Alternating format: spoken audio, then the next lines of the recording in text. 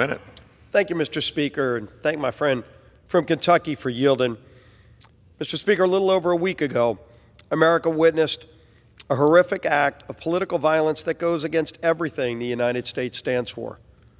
On June 14th, a deranged murderer disguised himself as a police officer to gain entry into the home of Minnesota State Senator John Hoffman.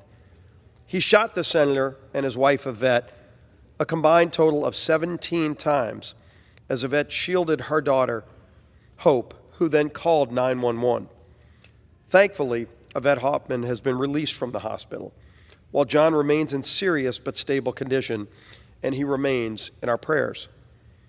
The killer, still disguised as a law enforcement officer, then stopped at the homes of two other Minnesota lawmakers, one whom was fortunately not home, and the other who was perhaps saved by a timely law enforcement intervention. He later arrived at the home of Minnesota State House Speaker Emerita Melissa Hortman and assassinated her and her husband, Mark Hortman. Law enforcement then led a two-day manhunt before capturing the killer and finding a list of more than 45 lawmakers and potential targets.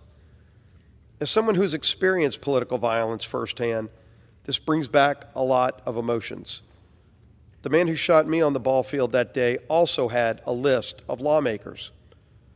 I'm grateful for the actions of the brave law enforcement officers who ran towards the danger and saved lives on the ball field that day and saved, no doubt, many lives in Minnesota on that day just a few days ago. This was a methodically planned attack on the people's right to be governed by their duly elected representatives and should be universally condemned, Mr. Speaker. America's differences must be resolved through debate and democracy, not through violence. The resolution we're voting on today denounces these disturbing and anti-American attacks and mourns the tragic loss of Melissa and Mark Hortman.